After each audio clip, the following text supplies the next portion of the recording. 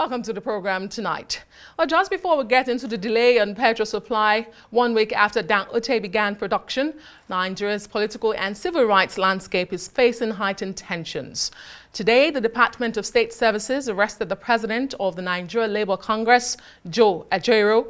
In a related development, the DSS has also invaded the office of the Socio-Economic Rights and Accountability Project, otherwise known as SERAP, in Lagos. The surprise crackdown raises concerns about the government's stance on activism and labor rights.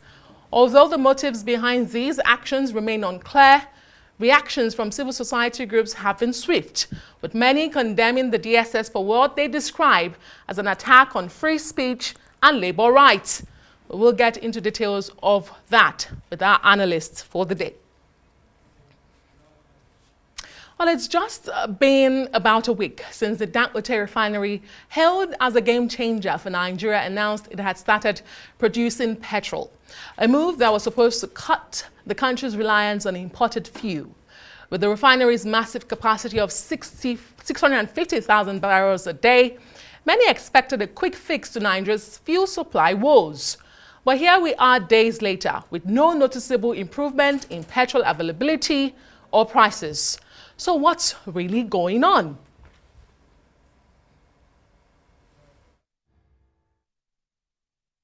For answers, I'm joined on the show by Olabode Sowunmi, an oil and gas expert. Thank you so much for joining us on the show today. Thank you. Always a pleasure to be here. Let me begin by asking you, as a Nigerian and someone who understands the industry, when you heard that news last week about Dangote now finally producing petrol after almost 28 years, how did that news come to you? How did you receive it? Well, basically cautious optimism. And I say cautious optimism, like you said, because of certain fundamentals. One of the things about the production of any derivative is that aside from the good itself, the product itself, there is the supply chain. So basically, Dangote is not planning to sell his petrol in barges. So it's not going to come in through the tank farms that are situated across the country. Okay. It's selling only through tanks. So what I even thought was that you'll probably see 1,000 tankers leaving the free trade zone, heading to wherever. But that hasn't happened. That hasn't happened because I think there are issues with respect to the final pricing. So you will recall that what was in the news was that there was going to be a sole off-taker in the person of the NNPC organization. Obviously, those discussions have not gone so well, and NNPC is not wanting to be the sole off-taker. So that leaves us with the marketers as well as other options. But for some reason, Dangote is not completely satisfied with the marketers, and he has said one of the options available to him will be to export, to look at the foreign market for his product. So it's, I mean, there are a lot of things at play. Indeed, but given that NNPC has such a substantial investment in the Dangote Refinery, one would have expected much more enthusiasm. They've released a couple of statements that say they cannot undermine an investment where they have about $1 billion invested in it. But their optimism hasn't been, forthcoming, and a lot of industry watchers have also raised that question. What's your reaction to that? Why is NNPC seemingly not so excited about what Dangote has done? Okay, so first of all, we need to look at it for what it is. There are two separate business entities. So there's a business organ, which is the NNPC. There's a different business organ, which is Dangote Refinery. Yes, NNPC is a shareholder, is an investor in Dangote Refinery, but NNPC and Dangote Refinery are totally different. In simple terms, NNPC's influence is limited to the percentage shares he has and his influence to be able to galvanize whatever actions happens on the board. In terms of the day-to-day runnings of Dangote Refinery, it could as well have been Walter Smith Refinery or any other refinery. So Dangote Refinery and the management are responsible primarily to their shareholders. There's an erroneous, albeit emotional thinking that their primary responsibility is to Nigerians. It is not. It is NNPC and the government and related developmental institutions of state that have primary responsibility to the development of society. For Dangote Refinery, this is an investor and his shareholders and fellow investors who have put in capital, who have taken risk, who have put in the spirit of entrepreneurship, who have put in effort. Their primary purpose is profit. Now, there is the expectation of Nigerians, albeit understandable, because it is a Nigerian project, that it will take care of and be sympathetic to the Nigerian cause. But it should be understood that where the interest of the Nigerian state does not align with the interest of the shareholders of Dangote Refinery, the one that will suffer is the interest of the Nigerian state, because they will go primarily for their own purpose. And that is why some people have been asking to have a clear statement by the Dangote Refinery as to what is their final price, on what rate are they making PMS available to Nigerians. They are not an NGO. They are not there they are there primarily, first and fundamentally, to satisfy their shareholders. So that is also something that we as Nigerians need to digest, absorb, and come into realities with. You know, Nigerians, we are very interesting people. When you talk about the sister industry, which is the power sector, and you try to educate people in terms of what is happening, the average person will say, no, I don't care. I just want power. Just give me light. Exactly. It sounds interesting. It is, yes, but it's also ignorant. And one of the reasons why it is ignorant and doesn't help is that if you do not understand what is happening, you will not be able to put the critical mass of pressure on the right places for it to function. And where that begins to matter is that, take for example, at the time that about 2-3 months ago, the international rate for petrol was about 830, 850, depending on other factors. Yeah. But it was being sold at 600. Now, what we refuse to come to terms with is that 200 does not disappear into thin air. So it is either the person selling it is giving you a discount, or the person buying it is selling at a loss. But that 200 does not disappear into thin air. So when you now make demands and say, no, the price must be 200, the issue is that what happens to that gap? So it is better that you come to terms that, okay, this is actually what it is. What are the options available to us? Should we just continue in subsidy and damn everything and let the heavens fall? Or do we actually need to come to terms with the reforms that we should have done 10, 20 years ago that we kept postponing? It's like somebody that has leprosy and he has malaria and he insists that he's not going to take injection, he's not going to take anything that is bitter. He's just going to take vitamin C and some, this. Yes, it may work for a while, but at a point in time, as the germs continue to multiply, he has to decide whether between death or medication.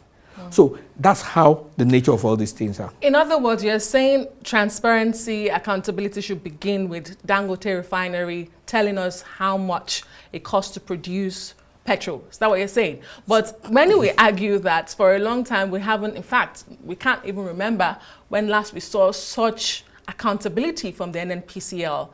We do not know how much we consume as a country. I wonder if you know that figure.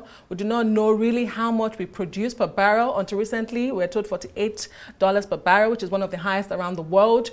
So what's the fixation about Dangote revealing the pricing? Because he was asked the other day by my colleague, Olabode, and he said ours is to make sure the product is available.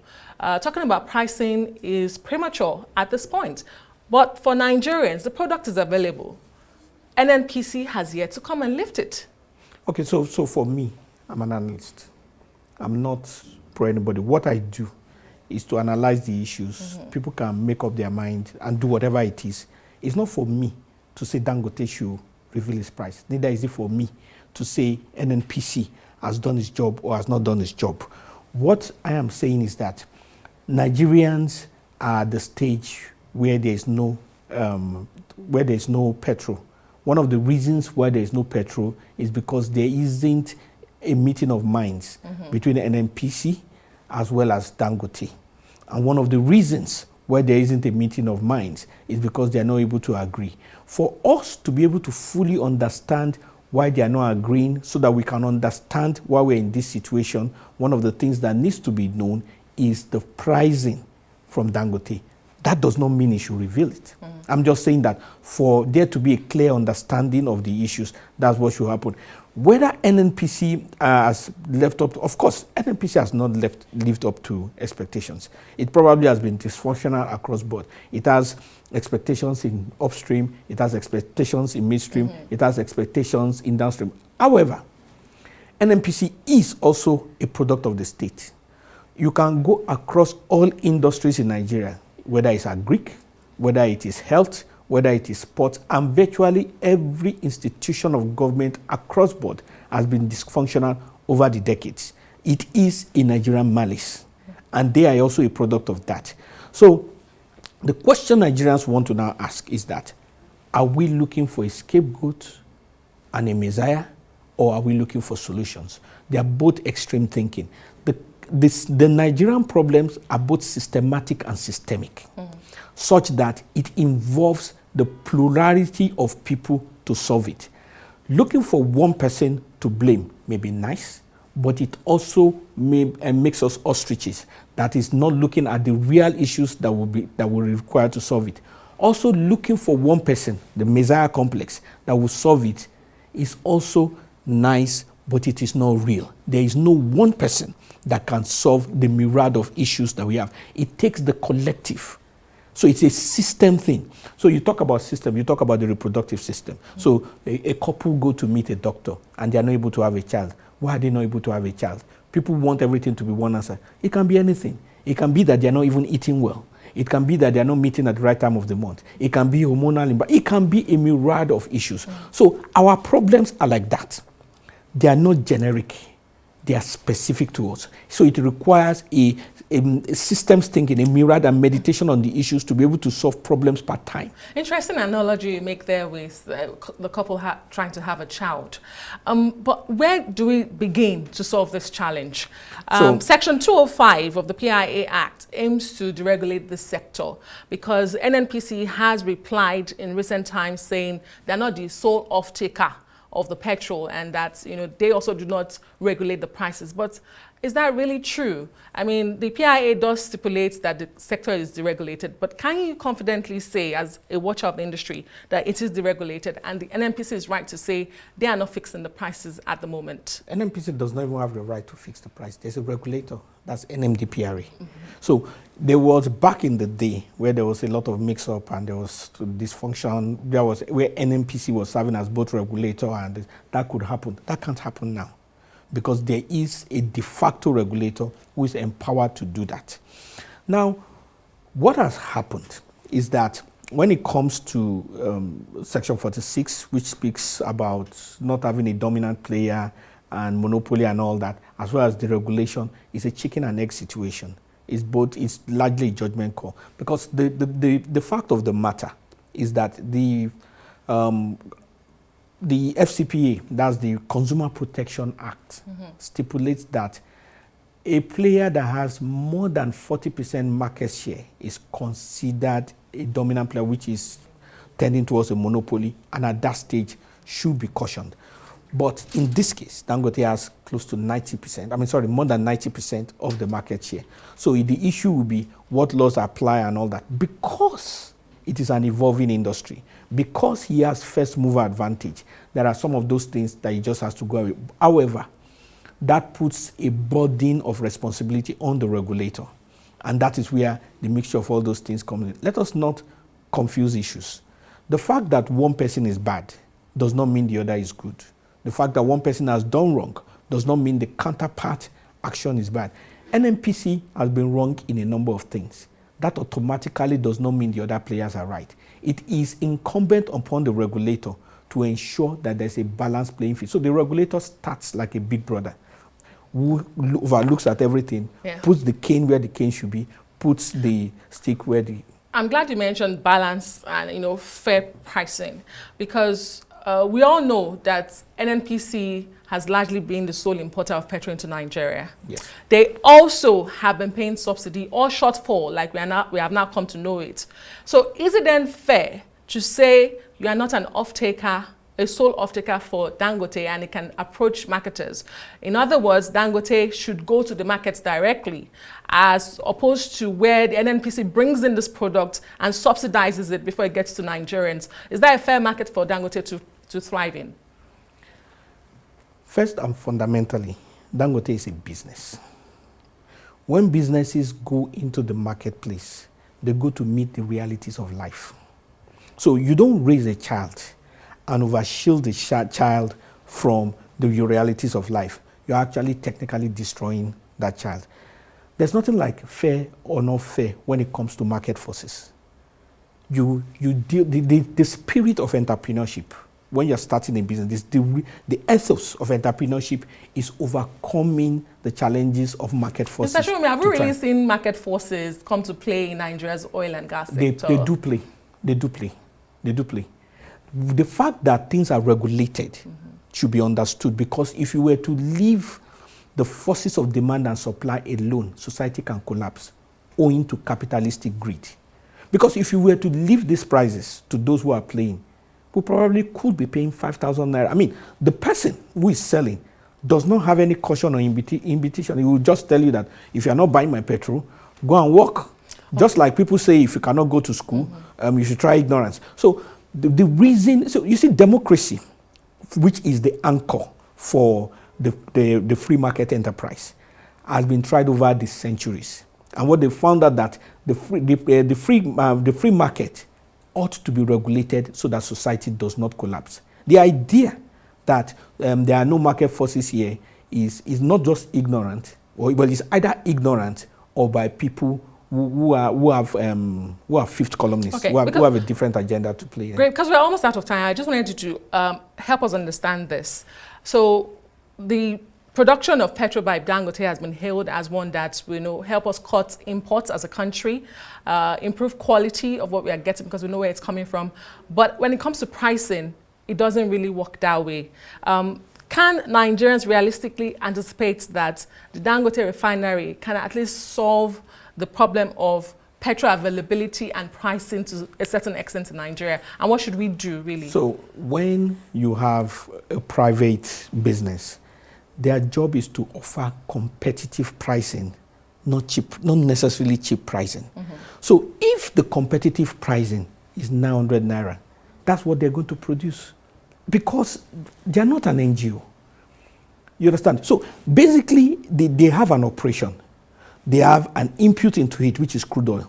They have a refinery operation, which must be sustained, and then there has to be some kind of profit margin at the end of the day. All those three things will come to play in their final price.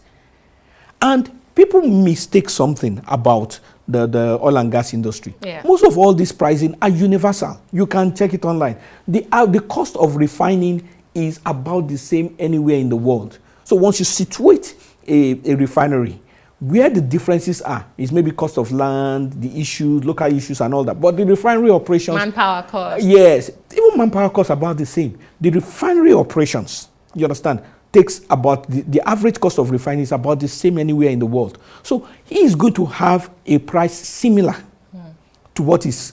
what competition does is not to reduce price, is to offer competitive pricing.